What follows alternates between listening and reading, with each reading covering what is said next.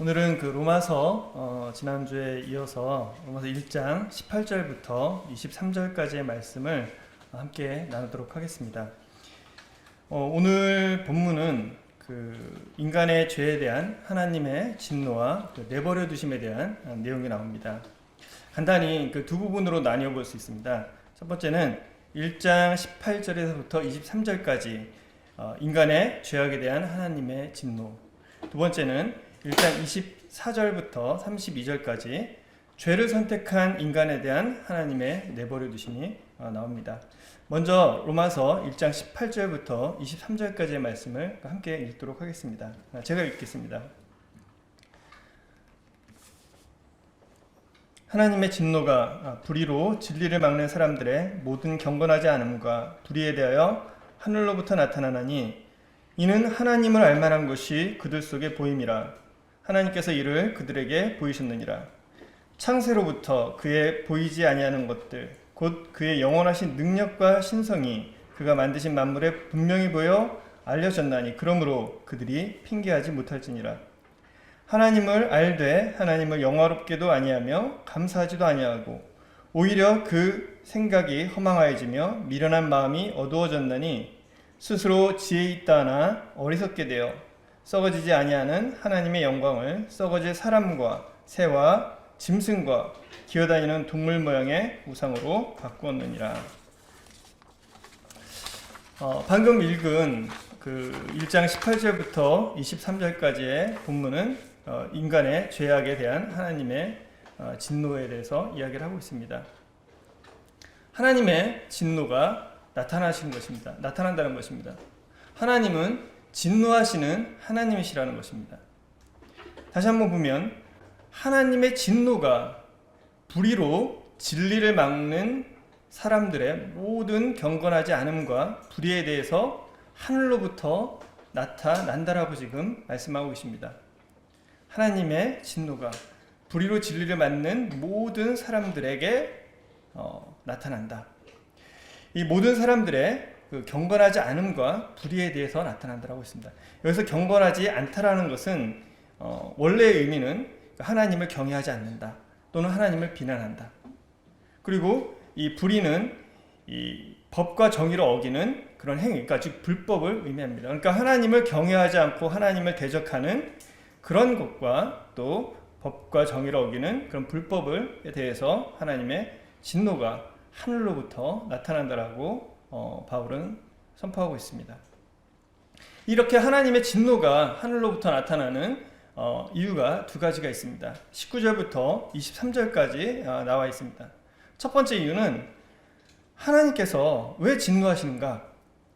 하나님께서 자신의 존재를 분명하게 사람들에게 알리셨음에도 사람들이 하나님을 하나님으로 인정하지 않는다는 것입니다. 하나님을 하나님으로 인정하지 않을 뿐 아니라 하나님을 영화롭게도 하지 않고 하나님께 감사도 하지 않았기 때문이라고 성경은 진술을 하고 있습니다. 하나님께서는 19절에서 보면 하나님께서는 하나님을 알만한 것들을 사람들에게 그 사람 안에 양심을 통해서 보이셨다라고 얘기를 하고 있습니다. 그러니까 하나님 사람들은 누가 가르쳐주지 않아도 그 마음에 하나님을 알만한 것이 있는 것입니다.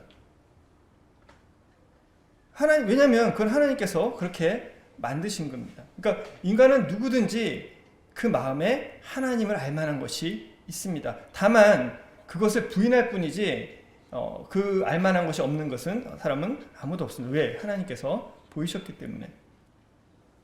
또 하나님께서 인간에게 자신을 알만한 것을 보이신 것은 20절에 창세로부터 그의 보이지 아니하는 것들 곧 그의 영원하신 능력과 신성이 그가 만드신 만물에 분명히 보여 알려졌나. 그러니까 하나님께서는 사람들에게 너희가 약간만 이성을 가지고 조금만 관찰을 한다라고 하면 이 세상에 창조자가 있다는 것을 알게 될 것이라고 이야기를 하고 있습니다. 우리가 불신의 눈으로 보면 모든 것을 믿을 수 없지만 우리가 정말 하나님을 알고자 하고 찾고자 하는 마음으로 세상을 바라본다면 이 세상에 존재하는 모든 것들이 우리가 하나님을 알 수 있는 증거가 되는 것입니다. 바다가, 또 산이, 또 우리가 사는 이 땅이, 이 공기가, 우리가 사는 이 모든 이 지구상의 환경이, 무신론자들은, 하나님을 없다고 하는 사람들은 우연히 생겼다라고 하지만, 그러나 조금만 우리가 이성적으로, 그리고 조금만 합리적으로, 우리가 정말 하나님을 찾고자 하는 마음으로 본다면 이 세상은 정말 우연히 존재할 수 있는 것이 아니라 하나님께서 창조하신 그 창조의 결과물이라는 것을 인정할 수밖에 없습니다. 이 지구만이 아니고요, 우리 인간만이 아니고 이 우주, 이 모든 것들을 바라보게 될 때 하나님께서는 말씀하십니다. 너희들이 이 모든 것을, 내가 만든 이 모든 것을 조금만이라도 제대로 살펴보기만 한다면 나를 알 수가 있다라고 말씀하십니다. 하나님은 이렇게 사람들에게 하나님 알 수 있는 길들을 주셨습니다. 그들이 20절에 보면 핑계할 수 없다. 그러니까 핑계할 수 없을 정도로 충분히 하나님께서는 자신을 사람들에게 알리셨습니다. 그럼에도 불구하고 사람들의 이 양심을 무시하고, 또 사람들이 이 보이는 것들을 다 무시하고, 사람들이 하나님을 인정하지 않고 부인했기 때문에 하나님의 진노가 나타난다라고 이야기를 하고 계시는 것입니다. 만약에 우리 인간들이 하나님이 누구신지, 그리고 이 창조자이신 하나님을 만약에 안다라고 한다면 당연히 인간으로서, 그 창조자를 만난 사람으로서 나오는 반응은 동일합니다. 뭐냐? 하나님을 경외하고 하나님을 높이고 하나님을 찬양할 것입니다. 왜? 나를 만드신 하나님, 이 지구를 만드신 하나님, 이 세상을 만드신 하나님, 이 우주를 만드신, 감히 내가 상상조차 할 수 없는 그 거룩한 하나님 앞에 내가 섰을 때, 그 하나님을 내가 만났을 때, 그 알게 됐을 때 우리는 그 하나님 앞에 경배와 찬양을 돌릴 수밖에 없습니다. 많은 사람들이 자연의 경이로움을 보고 그 앞에 감탄사를 금하지 못하는 것들을 우리는 많이 보게 됩니다.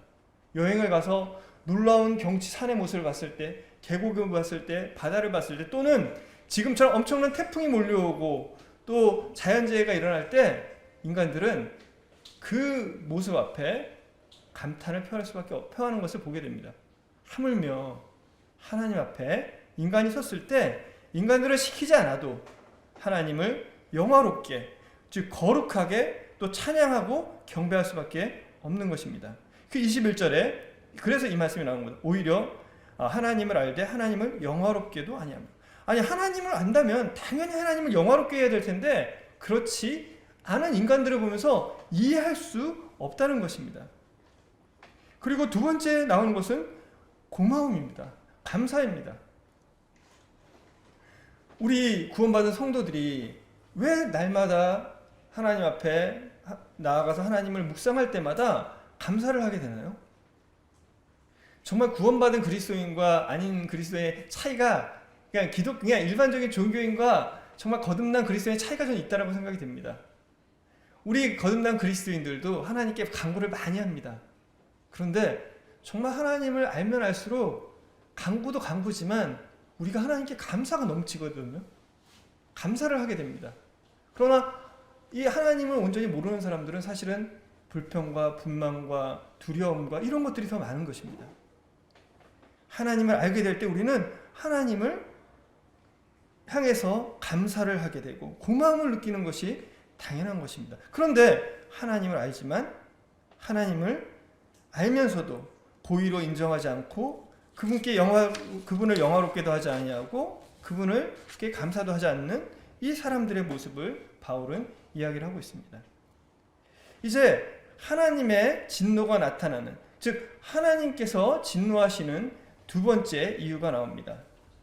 이 23절 보면 하나님을 알면서도 하나님의 영원한 영광을 썩어지지 아니하는 이 하나님의 영광을 썩어질 사람과 새와 짐승과 기어다니는 동물의 모양의 우상으로 바꾸었기 때문에 하나님은 진노하신다고 말씀을 하십니다.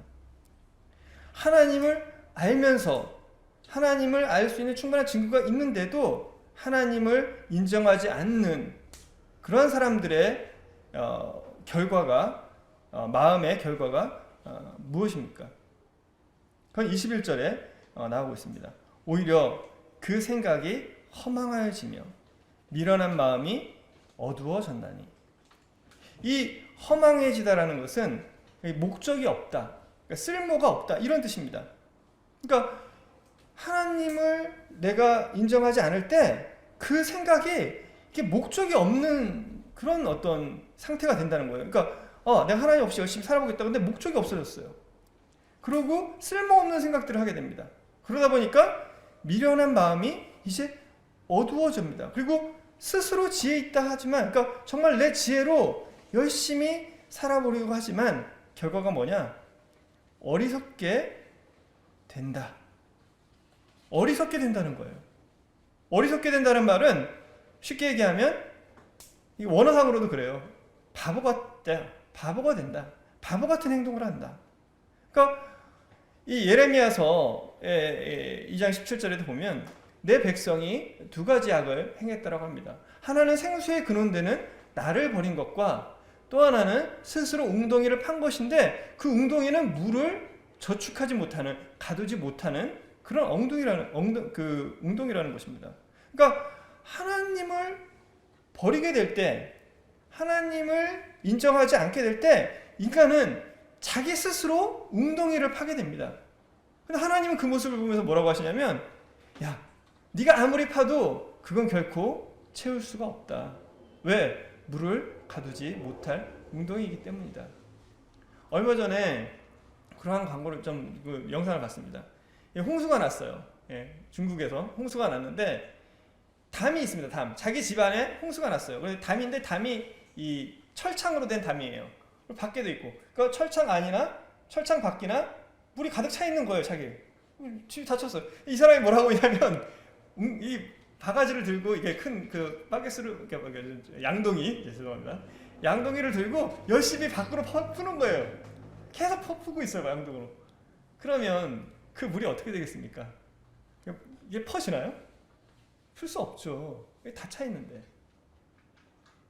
마치 정말 우리가 어리석다라고 그런 모습을 보면 우리가 얼마나 어리석다라고 우리는 생각할 것입니까? 저도 그거 볼 때 참 어리석다.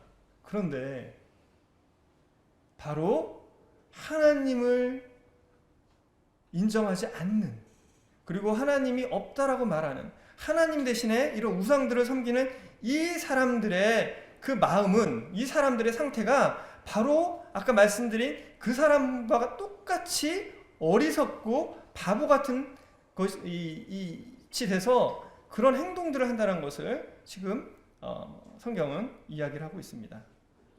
그래서 그들이 이렇게 정말 미련해져서 한 행동이 뭐냐? 23절에 보면 아까 처음에 읽은 것처럼 썩어지지 아니하는 하나님의 영광을 썩어질 사람과 새와 짐승과 기어다니는 동물의 모양의 우상으로 바꾸게 됐다는 것입니다.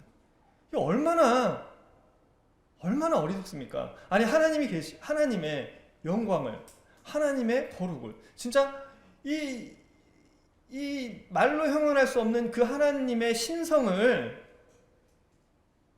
아니, 사람의 모양과 또 새의 모양과 뭐 딱정벌레, 여우, 새, 아니 심지어는 기어다니는 이런 파충의 모양으로 우상을 바꿔가지고 그 앞에서 내게 복 주십시오. 당신은 나의 신입니다.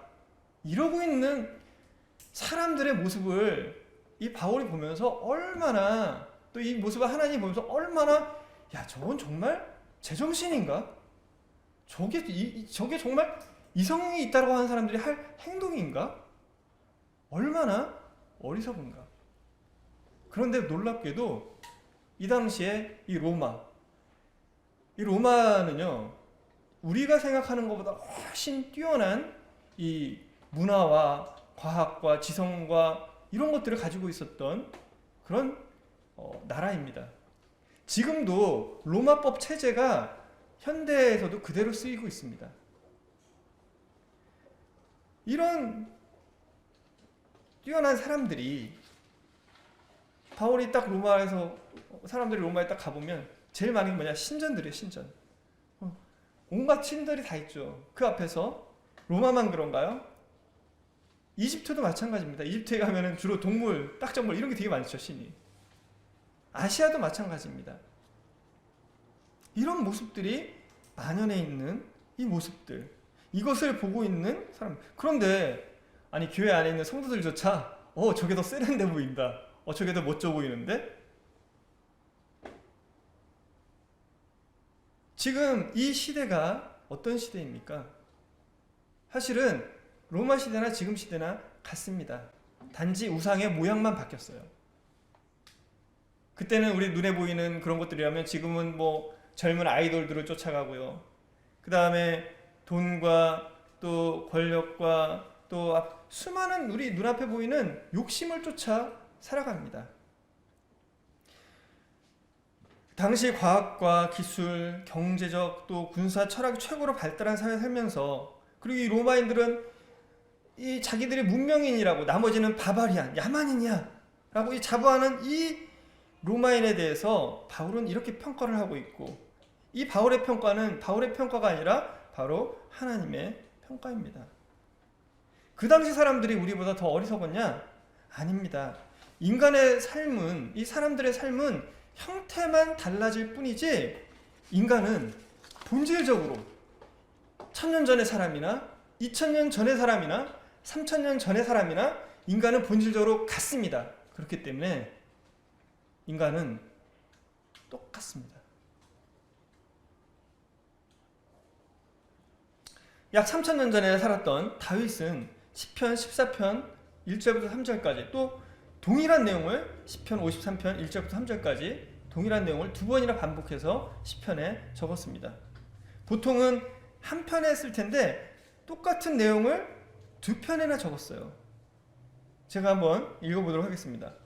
어리석은 자는 14편 1절입니다. 어리석은 자는 그 마음에 이르기를 하나님이 없다 하는도다. 그들이 부패하고 그 행실이 가증하니 선을 행하는 자가 없도다. 여호와께서 하늘에서 인생을 굽어 살피사 지각이 있어 하나님을 찾는 자가 있는가 보려 하신즉 다 치우쳐 함께 더러운 자가 되고 선을 행하는 자가 없으니 하나도 없도다. 이것과 동일한 내용을 다윗은 시편 53편 1절부터 3절까지 다시 한번 이야기를 하고 있습니다. 어리석은 자는 뭐라고요? 그 마음에 하나님이 없다고 한다. 그 결과가 뭐죠? 그들은 부패하고 행실이 가증해진다. 선을 행하는 자가 없다라고 이야기합니다. 3000년 전에 살았던 다윗은 이렇게 이야기를 하고 있습니다. 약 2500년 전에 살았던 예레미야 선지자가 있습니다. 이 하나님께서는 이 예레미야 선지자를 통해서 이렇게 얘기하십니다. 4장 22절에 내 백성은 나를 알지 못하는 어리석은 자요 지각이 없는 미련한 자식이라.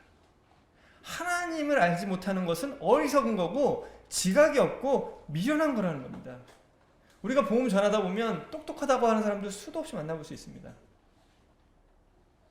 우리가 복음 전할 때 정말 지성적으로 뛰어난 사람들을 많이 만나볼 수 있습니다. 그러나 우린 이거 하나를 명심할 수 있습니다. 어떤 것이냐?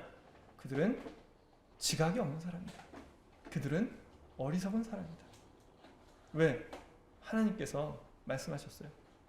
나를 모르는 자는 어리석은 자들이고 그들의 삶의 모든 것은 부패할 수밖에 없다라고 이야기를 하십니다. 말씀드린 것처럼 3000년 전에 사람들의 모습이나 2500년 전에 예레미야 시대의 모습이나 2000년 전 바울이 로마서를 쓸 당시의 로마인의 모습이나 오늘날 현대를 살아가는 우리의 모습이 다를 것이 없습니다. 시대는 변해도 인간의 본질은 동일하기 때문입니다. 아까 말씀드린 것처럼 차이라 그러면 뭘까요? 좀 더 푸세식을 쓰다가 수세식 화장실을 쓰고 이런 삶의 형태가 좀 바뀌는 걸 뿐이죠. 사실은 로마 시대에도요 수세식 화장실을 썼습니다. 단지 지금은 좀 더 정교한 기계로 만드는 것 뿐이죠. 하나님께서는 오늘날도 이 대한민국 서울에 살고 있는 우리에게 문명인이고 지식인이라고 자부하는 우리들에게 로마인에게 했던 동일한 평가를 하십니다. 인간의 양심과 창조된 만물을 통해서 하나님의 존재를 충분히 알 수 있고 또 알고 있는 이 사람들이 하나님께 영광을 돌리지도 않고 감사하지도 않고 있다. 왜? 그 마음에 하나님을 두기 싫어하기 때문에 결과적으로 미련해진 것이다. 그래서 우리가 주변을 둘러보십시오. 다들 지혜롭게 살기를 원하고 그리고 자기의 존재 이유와 분명한 삶의 목적을 가지고 행복하게 살아가려고 하지만 그러나 그들은 정말 이 하나님 말씀처럼 바보처럼 열심히 살아서 열심히 하나님의 진노 아래로 나가는 삶을 살아가고 있는 것을 우리는 보게 됩니다. 이제 하나님을 인정하지 않고 어리석게 된 인간은 어떤 일을 하게 되는가? 아까 말씀드린 것처럼 썩어지지 아니하는 하나님의 영광을 썩어질 사람과 새와 짐승과 기어다니는 동물 모양의 우상으로 바꾸게 됩니다. 왜 이렇게 바꿨을까요? 왜 사람들은 이렇게 하나님의 영광을 이 썩어질 것들과 정말 벌레와 짐승의 모양으로 바꿨을까요? 사실 이 시대에는요, 이 로마에는 두 종류의 사람이 있었습니다. 어떤 사람이냐? 이 당시에도요, 무신론자들이 많이 있었어요. 하나님은 없다. 우리가 곰곰이 생각해보니 하나님은 없다. 이렇게 주장하는 사람들이 있었습니다. 대다수의 사람들은 어떻게 해야죠? 아니에요. 보니까 하나님은 있어. 하나님이 없지 않아. 왜? 하나님이 있는 것 같아. 생각을 해보니까. 왜? 자기 양심을 봐도 있고 그리고 또 뭐예요? 세상을 둘러봐도 이거 그냥 생겼을까? 누군가 만들었을 것 같아. 당시에 두 종류의 사람들, 지금과 약간 비율이 달랐을 것 같아요. 지금은 무신론자도 정말로 많죠. 그리고 우상을 섬기는 사람들도 굉장히 많습니다. 왜 이들은 이 썩어지지 아니할 하나님의 영광을 썩어질 사람과 새와 짐승과 기어다니는 동물 모양의 우상으로 바꿨을까요? 왜 이들은 우상을 섬기게 됐을까요? 왜냐하면 정말 하나님을 하나님으로 만나게 됐을 때, 그리고 정말 그 하나님의 영광 앞에 내가 섰을 때 그 사람의 삶은 어떻게 될까요? 우리가 하나님 앞에 정직하게 서게 될 때, 우리가 그 하나님의 임재 앞에 서게 될 때, 우리가 그 하나님의 영광을 정말 조금이라도 맛보게 될 때 우리는 두렵고 떨리며 거룩하고 정결하게 그 앞에 설 수밖에 없고 그렇게 살아갈 수밖에 없습니다. 그런데 그렇게 살기가 싫은 거죠. 왜? 자기 욕망대로 살고 싶습니다. 자기의 욕심대로 살고 싶습니다. 자기의 지혜대로, 내 생각대로 행복해지고자 행복하게 살고 싶습니다. 모든 사람들은 자기가 행복하고 즐겁게 살기를 원합니다. 그래서 하나님을 잠깐 옆으로 밀어놓는 거죠. 성도님들도 그런 경험 있지 않으신가 모르겠습니다. 뭔가 죄를 지으려고 할 때는 성경책을 조금 또 약간 하나님 잠깐 좀 비켜주셨으면, 잠깐 좀 비켜주시고 성경 덮고, 성도들도 그럴 때가 있습니다. 다는 아니겠죠. 그러나 이 사람들 같은 경우는 자기의 욕심과 욕망대로 살기 위해서 자기가 믿기 필요한 자기에게 유용한 신들을 섬기는 겁니다. 이 자기에게 유용한 신들은 어떠냐? 자기처럼 단점이 있어야 돼요. 흠이 있어야 됩니다. 그리스 로마 신화를 보면 흠이 없는 신들이 없어요. 바람도 피고 별짓을 다 해요. 도둑질도 하고 싸우고 질투하고 똑같습니다. 신도 그런데 우리도 그렇지. 나도 그럴 수 있죠. 그리고 짐승과 새와 이런 우상들로 바꿉니다. 하나님이 계시면 내가 내 마음대로 살고자 하는 이 교만함, 그리고 자기의 이 욕망대로 살고자 하는 죄의 본성을 따라서 살 수가 없다라고 그들은 양심적으로 알고 있습니다. 그래서 하나님도 필요해요. 있는 거예요. 그러면서 내 마음대로 할 수 있는, 그러니까 좀 나랑 대등하거나 나보다 하등한 그런 신들을 섬겨서 내 마음대로 하는, 신도 내가 좋아하는 신을 선택할 수 있는, 즉 이들의 결정은 죄를 선택한 것입니다.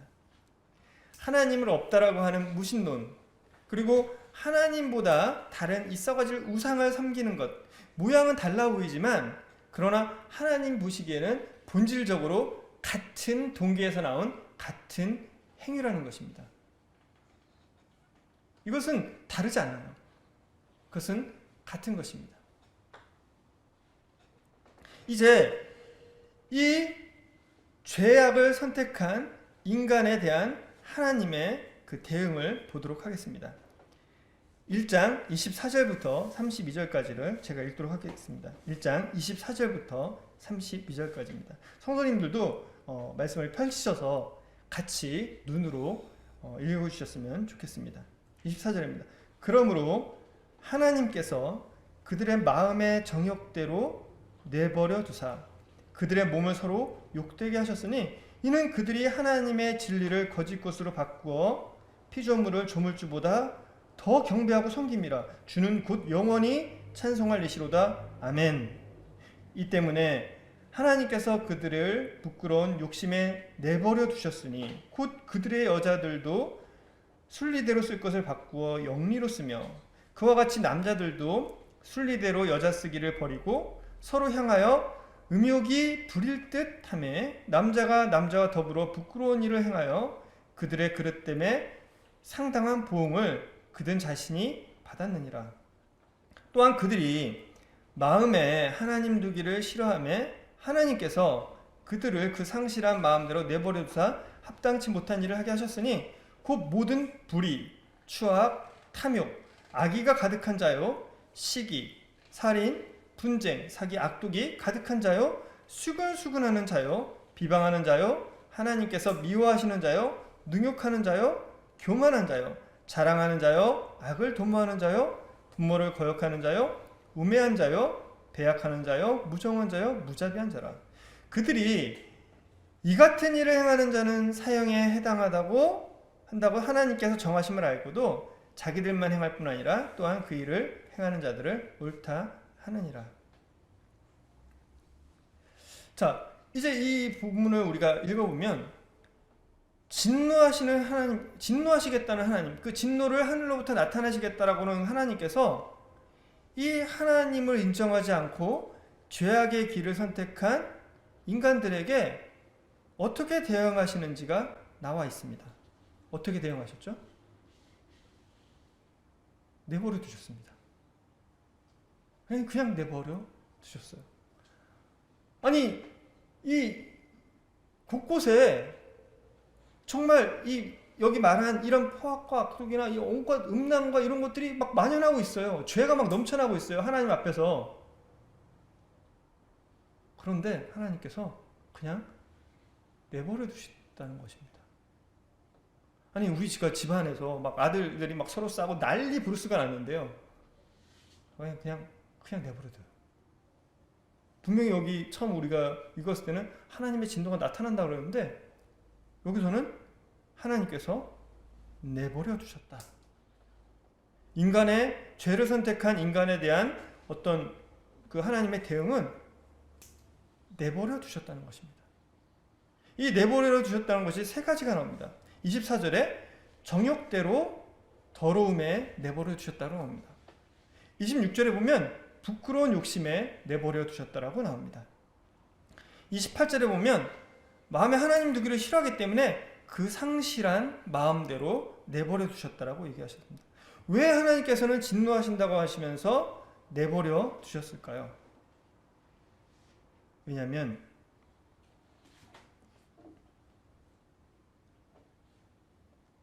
32절에 보면 이렇게 표현하고 있습니다. 그들이 이 같은 일을 행하는 자는 사형에 해당한다고 하나님의 정하심을 알고도.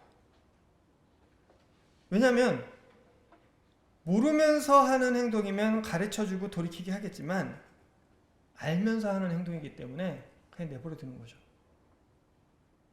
모르는 거는 정말 모르면 가르쳐 줄 수가 있습니다. 근데 알면서 안 하는 건요, 방법이 없습니다. 회사에서도 뭐 그런 경우들이 있죠. 이게 정도예요. 가르쳐 줬어요. 안 해요. 왜? 자기는 그렇게 안 하겠대요. 방법이 없습니다. 그러면 그래, 그냥 네 방법대로 해봐. 결론을 알고 있습니다. 본인이 책임을 져야 되는 일입니다.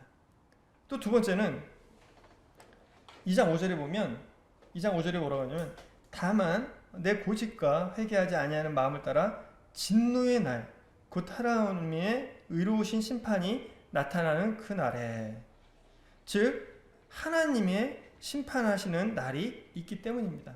그때가 아니라 하나님께서는 그 진노의 날, 정말 그 두려운 진노의 날, 하나님의 그 심판을 나타내시는 날이 있기 때문에 지금 그냥 내버려 두시는 것입니다.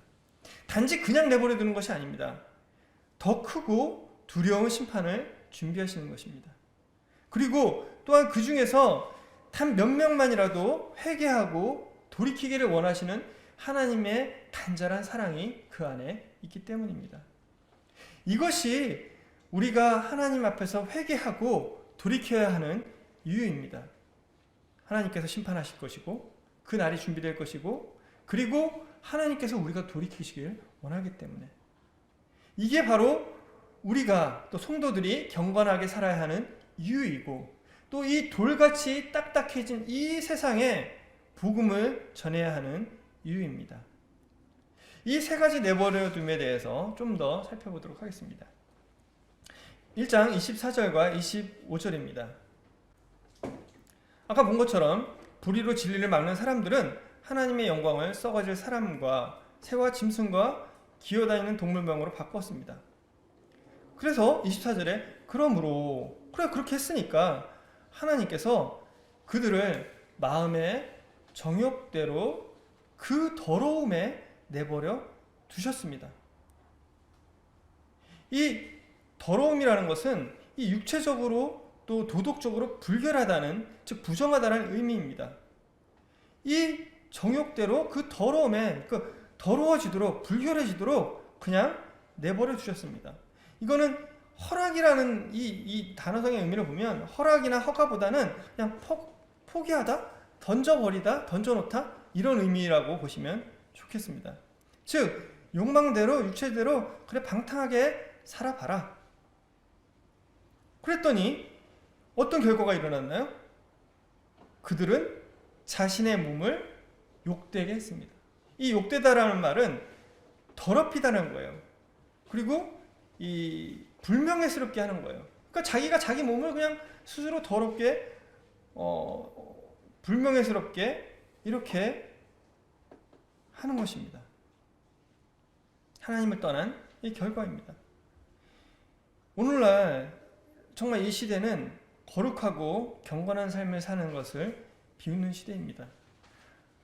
우리는 교회 안에서 있어서 그러는데요, 정말 이 사회에 나와서 뭐 중고등학생들, 대학생들, 그리고 직장인들이 하는 대화를 들어보십시오. 뭐 음란하고 뭐 이런 것들이 그들에게는 그냥 당연한 얘기예요. 그냥 이 학생들 입에 나오는 욕부터가 음란하고, 이 음담패설이 나오고, 그들이 보고 즐기는 그런 내용들이 정말 상상도 할 수 없는 그런 것들을 보고 있습니다. 제가 말씀을 드리지 않아도 성도님들께서 또 잘 아실 거라고 믿습니다. 그래서 오히려 제가 지난주에도 어떤 분과 대화를 하면서 결혼 전에는 순교를 해야 된다고 나는 배웠고, 그게 나는 옳다고 생각을 하고, 우리 아들들도 그랬으면 좋겠다 했더니, 저를 이 여자분들이셨는데 동그랗게 쳐다보면서 어떻게 그래, 다 해보고 결혼해야지.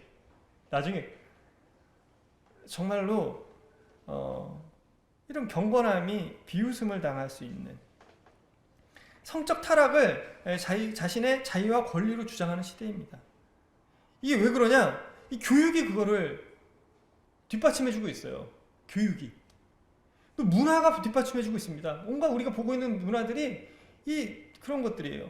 그 다음에 이 세상의 철학과 이런 지식들이 그걸 다 뒷받침해주고 있습니다. 심지어는 뭐 요즘 젊은 세대들 보면 뭐 유튜버들이 자신의 이런 치부나 이 부끄러운 것들을 다 드러내면서도 그걸 가지고 돈 벌고 좋아하고 그렇게 살아가고 있습니다. 자랑하고 좋아하고.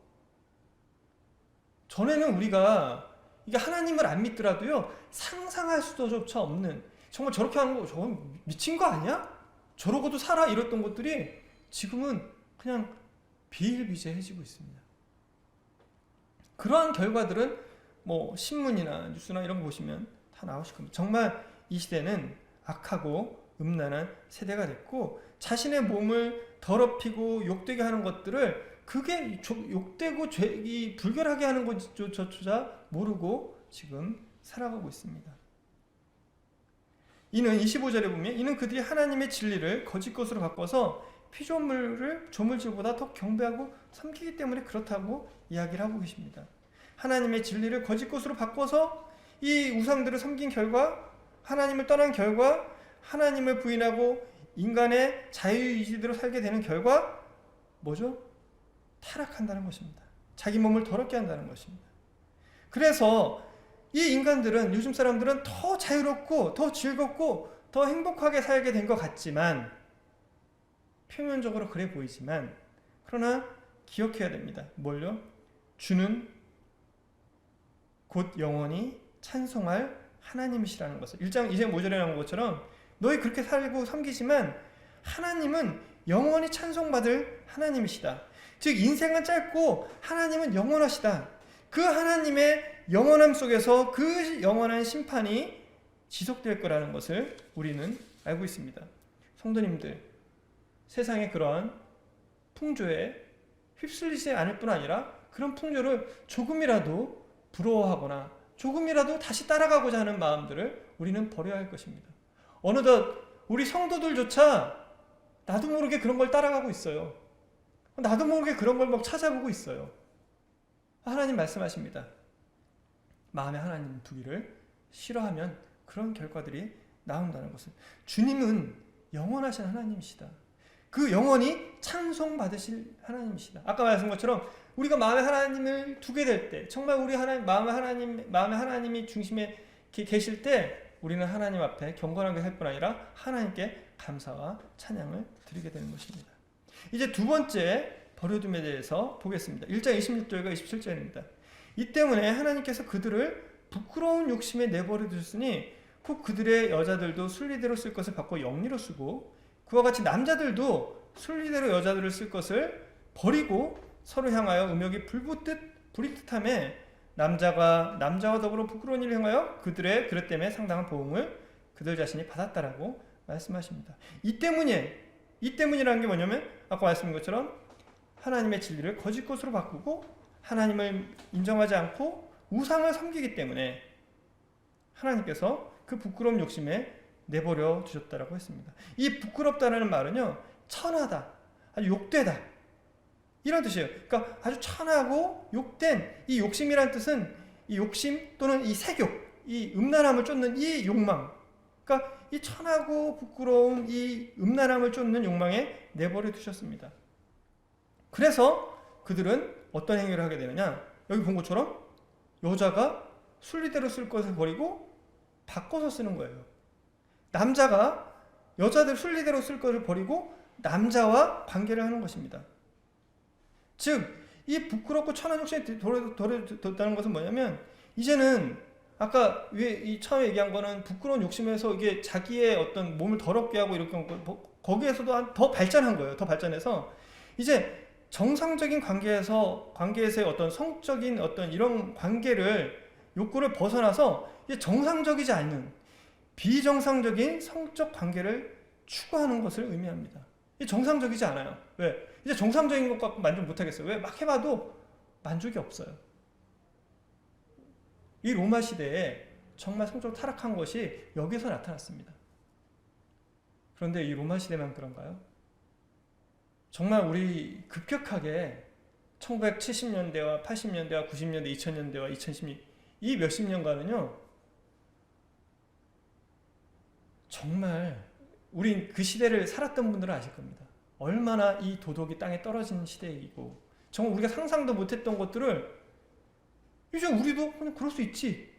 제가 어릴 때 상상도 못했던 일을요, 지금은 그럴 수도 있. 저조차도 그런 시대가 돼버리고 있습니다. 그래서 동성연애를 하는 사람들이 커밍아웃이에요. 그래서 커밍아웃하면 훌륭하다. 격려해주고 있어요. 옛날 같으면 도저히 있을 수 없는 일입니다. 그게 어떻게 격려받을 일입니까? 비난받고 정말 부끄러워야 할 일인데 이게 몇 명만 격려해주면 안 되니까 우리 지난번에도 말씀드렸지만 이제 법으로 그런 것들을 보호해주려고 해요.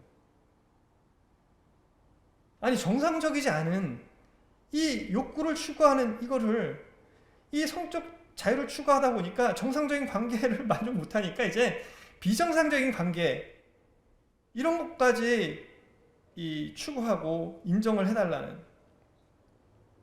그래서 정상적인 이성관계를 버리고 이게 여성과 여자를 남자 이것만 있겠어요? 아니에요. 정상적인 벗어난 모든 것들을 다 허용해달라는 거죠. 이 성경에 나온 여기 이것만이 아니에요. 첫 번째 버려둠이 남녀 간의 어떤 정상적인 관계에서 음행하는 죄이고 더러움이라고 한다면, 두 번째 버려둠은 거기서 더 나가서 비정상적인 성적 관계를 추구하는 음행과 죄라고 말씀하십니다. 하나님은 이것을 분명하게 부끄러운 욕심, 더 악하고 천하고 욕된 이 색욕, 음란을 쫓는 것이라고 말씀을 하십니다. 앞으로 이런 현상은 더 만연해 갈 것입니다. 점점 더 이것이 정상화, 비정상이 정상화가 될 것입니다. 왜냐하면 디모데후서 3장 4절에 이렇게 말씀하고 계세요. 바울이 말세에 고통하는 때가 이르리니, 사람들이 자기를 사랑하고 돈을 사랑하고 막 나오면서 뭐라고 하냐면 쾌락 사랑하기를 하나님 사랑하는 것보다 더하며, 지금은 쾌락을 사랑하는 시대입니다. 왜 동성연애를 사람들이 옹호하냐고요? 쾌락을 사랑하기 때문에 그렇습니다. 그 안에는 그 이유입니다. 사람들이, 이 세상 사람들이 우리에게 정말 너는 어리석고 야 넌 진짜 이상하다라고 할지라도 우리 하나님께서는 이렇게 얘기를 하고 계시고요, 우리는 이런 생각을 가지고 당연히 또 이렇게 이야기를 하는 것이 맞다라고 저는 믿습니다. 이제 세 번째 버려둠을 보겠습니다.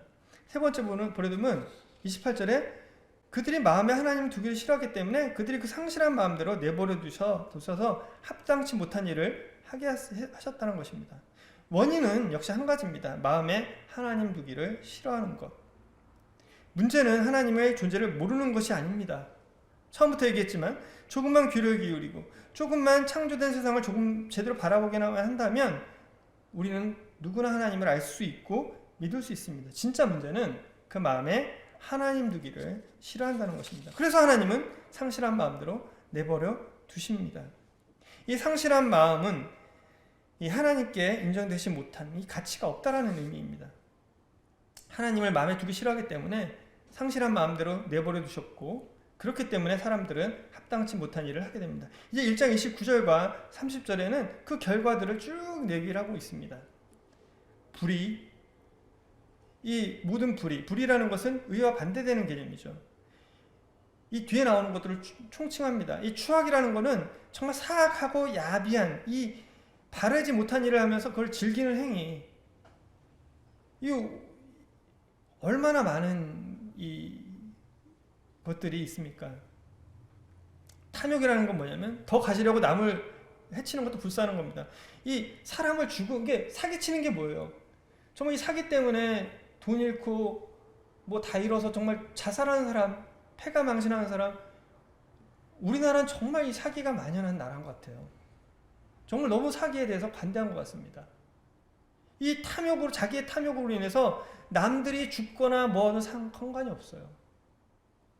이 악이, 이 내적으로 이 악한 마음들이 있는 겁니다. 이 악한 이 마음의 생각이, 습관이 이 결국 우리의 죄로 나오게 됩니다.